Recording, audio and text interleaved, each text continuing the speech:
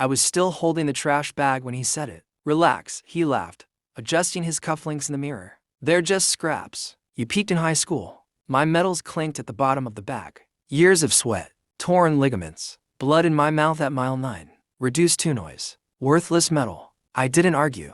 I didn't yell. I just reached in and picked them up one by one. That's when I noticed the smudge. Not dirt, not rust. A fingerprint, dark, oily, fresh, and beneath it etched into the back of the metal. I'd won at nationals something I didn't recognize. A tiny marking. Precise, mechanical, not mine. That was the moment everything shifted. We weren't always like this. Ethan used to run beside me. Not fast, never fast. But he showed up. Every morning at 5. Every winter. Breath fog in the air.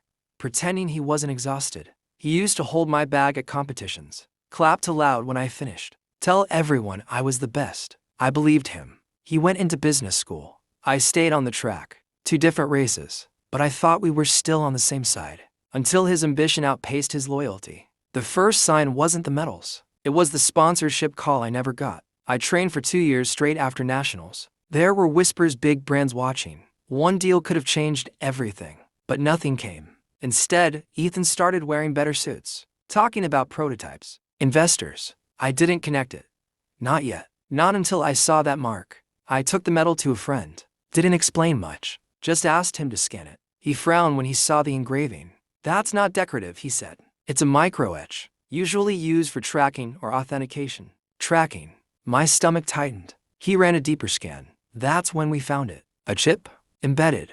Small. Clean. Hidden. Not placed by any athletic committee I'd ever heard of, but linked through a registry to a private database. Owned by one company. Ethan's. I didn't confront him. That would have been easy. Too easy. Instead, I started watching. Quietly. His office. His shipments. His prototypes. He wasn't building anything. He was harvesting.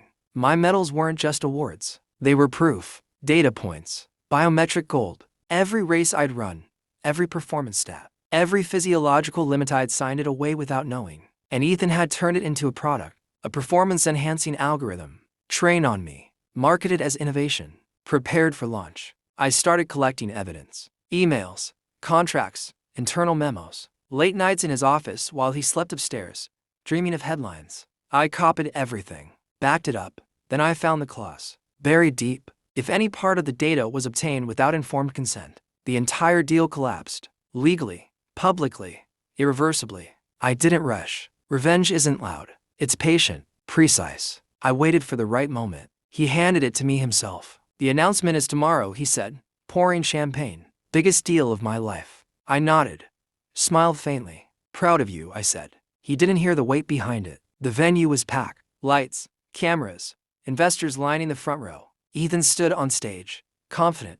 Polished. The screen behind him glowed with his company's logo. This, he said, is the future of human performance. Applause. He clicked to the next slide. Graphs. Metrics. My metrics. I recognized them instantly. Every peak. Every plateau. My life translated into profit. I stepped toward the control booth. Quiet. Unnoticed. A USB drive in my hand. Years of research. Ethan continued. Proprietary data. Collected and refined. I inserted the drive. Waited.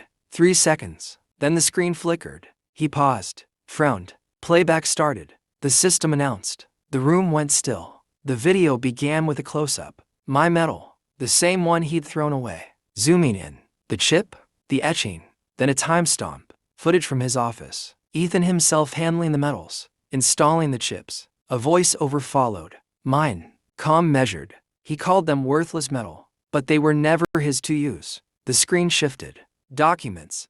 Emails. His signatures. His approvals. The clause highlighted in red. Data collected without informed consent invalidates all agreements. Gasps rippled through the room. Ethan's smile cracked. Turn it off, he hissed. No one moved. The final clip played. A simple statement. Filed hours before the event. A legal injunction. Freezing the deal. Launching an investigation. His investors leaned back. Whispers turned sharp. Phones came out. Not for photos. For damage control. Ethan stepped away from the podium. Toward me. His face pale. What did you do?